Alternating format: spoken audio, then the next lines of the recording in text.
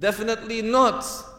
No way ever I will even consider to marry my daughter off to this man, Julaybib. Until this pure woman, she overheard this conversation and she emerges from the room and she said, Man khatabani ilaykum? Who is marrying me off to you? Who is marrying me off? Who is asking for my hand in marriage and this request to you? Who is doing that? And the father and the mother, they said to Rasulullah sallallahu alaihi wasallam. And the woman, she said, are you going back on the request of the Prophet sallallahu alaihi wasallam?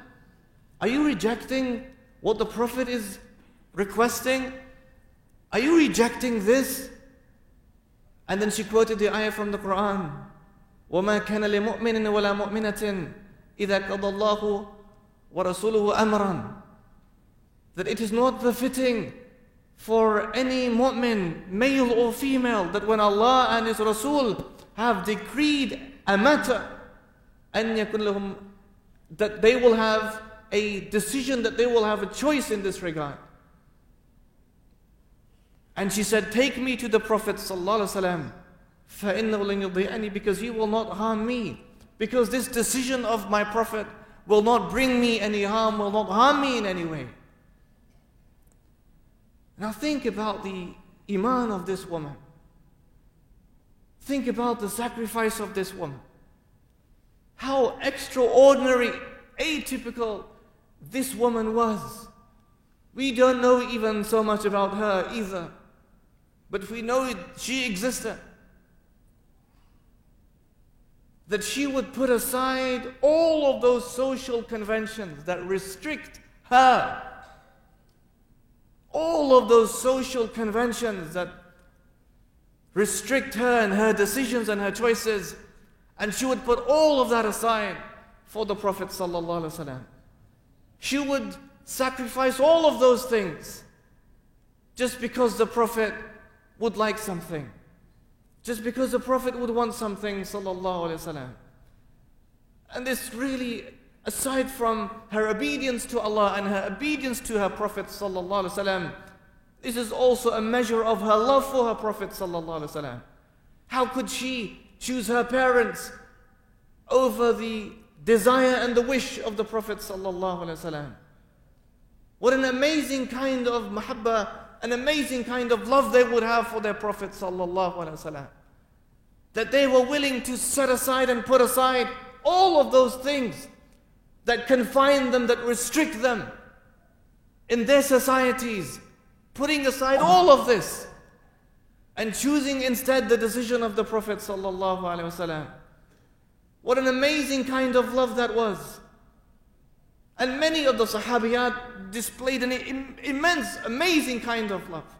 Like the Imra'atan min al-Ansar, qutila abuha wa akhuha wa zawja, a different kind of love, a different kind of situation. On the day of Uhud, when a woman from the Ansar, her father was killed, and her husband was killed, and her brother was killed, on the same day. Imagine your three closest relatives, and for a woman, her source of their protection and financial security are all gone on the same day, at the same time. And when she received the news that her father, that her brother, that her husband is being killed, the first question she asked is, what happened to the Prophet sallallahu alaihi wasallam? Where is the Prophet sallallahu alaihi wasallam? And when they said, he is fine, kama tuhibbin, as you would like him to be, he is.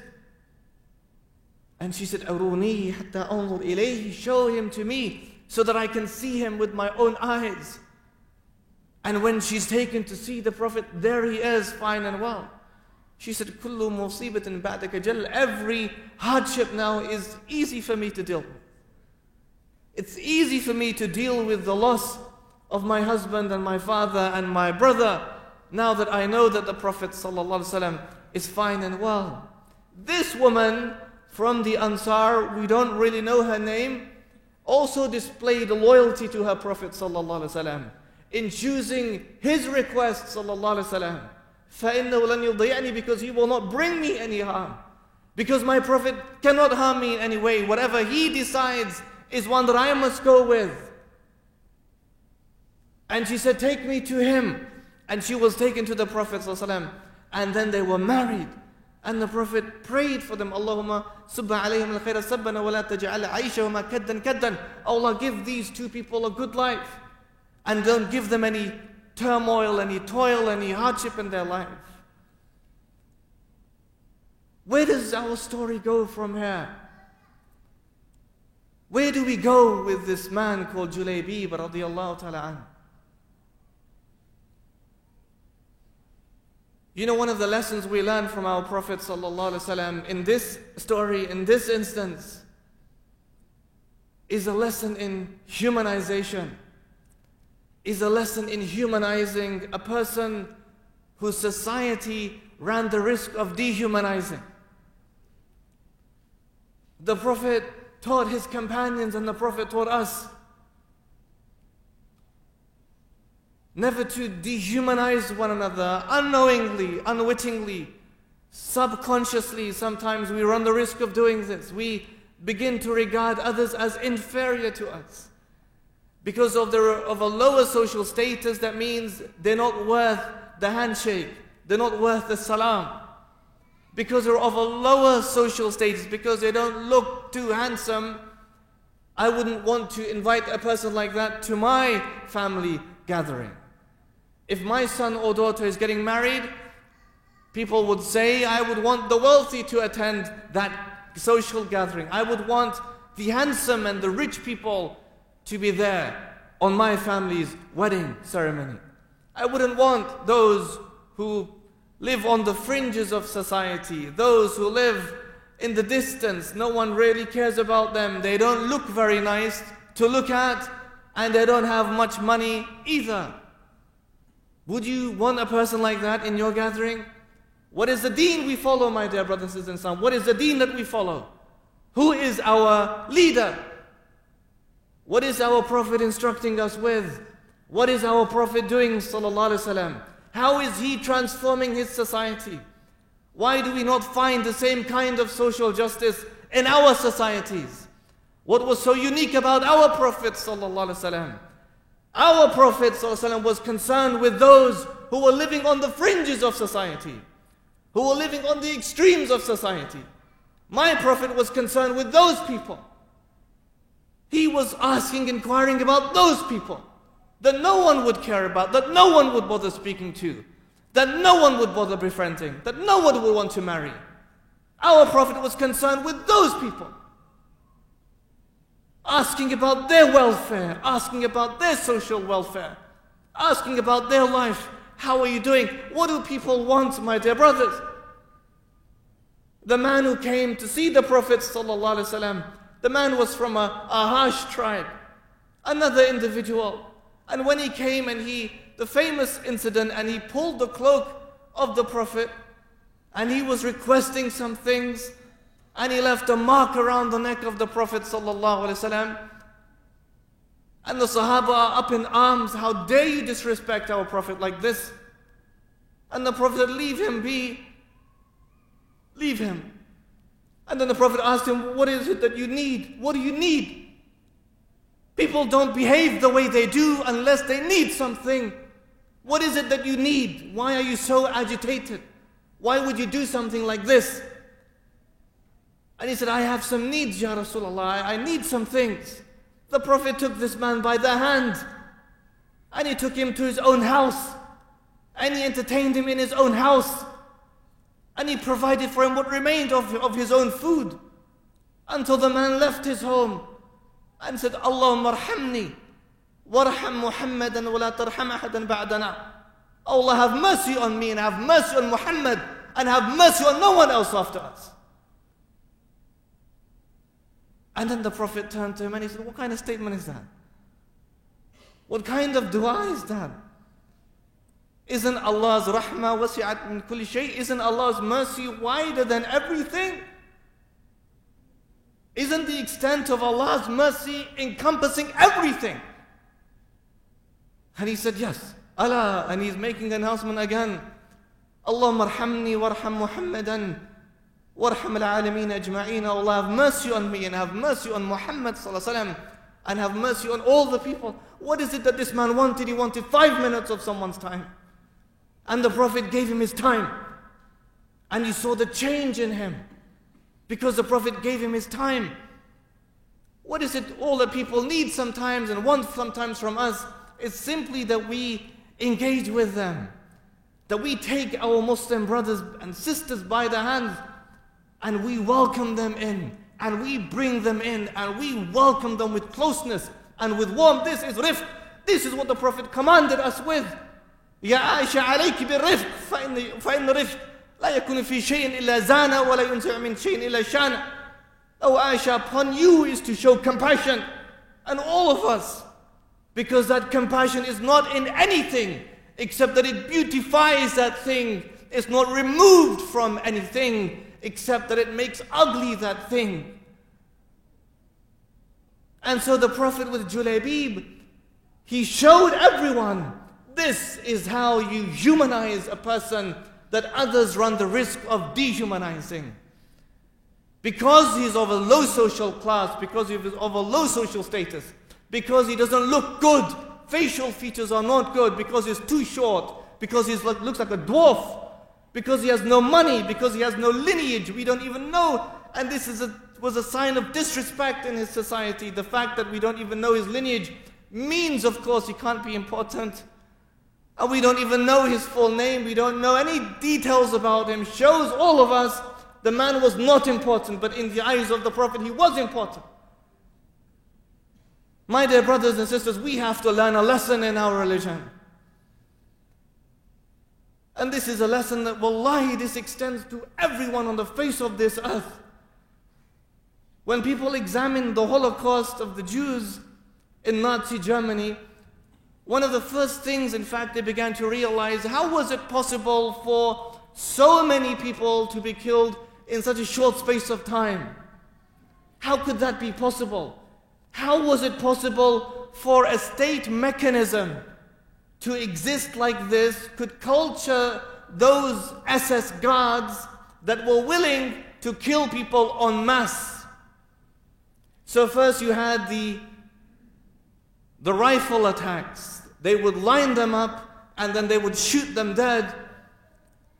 And then when they brought these, or when they built these death chambers, the concentration camps, they learned how to gas them, and they would say, well, now the machine is doing the business. I am not doing, they would say, if you read the memoirs of people like Voss and Philipp Müller and people like Adolf Eichmann, one of the leaders of the Nazi guards, not Adolf Hitler, Adolf Eichmann, what you will find in these people is complete dehumanization, meaning they said in their own memoirs, in their own words, we didn't see these people as human beings.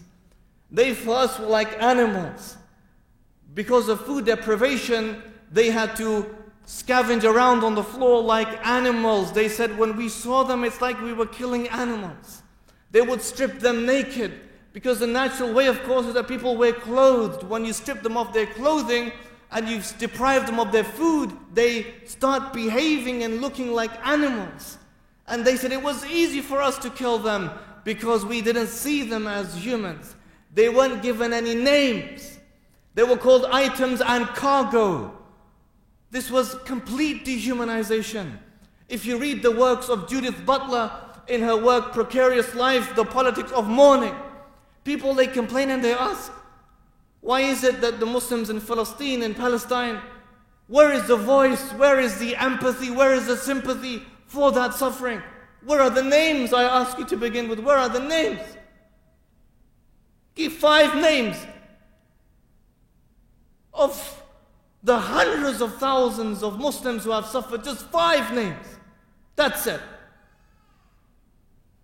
And she said, if in America, if a Jew, if an Israeli is killed in occupied Palestine and someone his relative or friend or associate wants to write a tribute or an obituary for him in the newspaper, they would say, of course, this has to happen so that the people can know what's happening. But if a Palestinian desired and wanted the same thing and said, I would like an obituary and I would like a tribute for this Muslim Palestinian who is killed in occupied Palestine by an Israeli aggressor, they say, oh no, this goes against our interests. This is dehumanization. So that we're not even allowed to mourn for them. But the Prophet taught us with Julaybib radiallahu ta'ala anhu, this man who had next to nothing. The Prophet taught us, he is a man of worth. So much so that the Prophet will himself go and inquire about his marriage situation. What else do we hear about this man Julaybib? Is that it? Does the story of this man end with this situation radiallahu ta'ala anhu? Or do we learn and know something else about him? In the hadith in Sahih Muslim, we learn that once the Prophet sallallahu alaihi wasallam was coming from an expedition, Ghazwa, and the expedition had finished. And so the Prophet asked his companions, هل تفقدون من أحد? Are you missing anyone? And they said, نعم فلان وفلان وفلان. We are missing people. Ya Rasulullah, we miss this person and that person and that person. They're not part of us, they're missing from us. And the Prophet asked the second time, هل تفقدون من أحد? Are you missing anyone? And they said, نعم فلان وفلان وفلان. Yes, we're missing this person and that person and that person. And the Prophet asked the third time, هل تفقدون من أحد? Are you missing anyone? قالوا لا. They said, no, خلاص يا رسول الله. We've accounted for everyone. Now everyone that we were missing is now either he's been killed and we know he's been killed, or he's back with us. And the Prophet said sallallahu alaihi wasallam, ولكنني أفقد جليبيب. Me, I miss Julaybib. So go and find him. Imagine this situation, my dear friends, where each of them, of course, has his own associates and comrades, and maybe they left for the battle together, and now they're concerned about the welfare of one another, but the Prophet is concerned about the welfare of someone else. That same individual who no one really wanted to go hang around with. That same individual who didn't look too good. That same individual who no one knows much about him. No one wants to befriend him. No one wants to be around him. The Prophet is saying, you may miss this and this and that person, but I miss Julaybib. I miss the other person. From the fringe of society. I miss the one who is far from all of you. I miss the individual who is so distant you can't even see him because no one wants to see him. But I can see him. I miss that person. Go and find him. And they went to look for him. Where is that person? Where is Julaybib?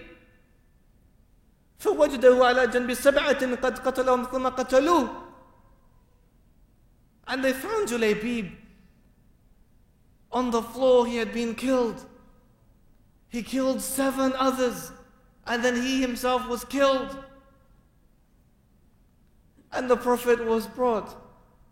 And the Prophet said, Ya Rasulullah, here is Julaybib. And when the Prophet saw him, you remember the example and the story of Mus'ab ibn Umair radiyallahu ta'ala an. You remember how he was initially a source of envy for those shabab of Quraysh who wished and adulated and admired him because of those things that he had. his wealth, his good looks, his money, his family, all of these social privileges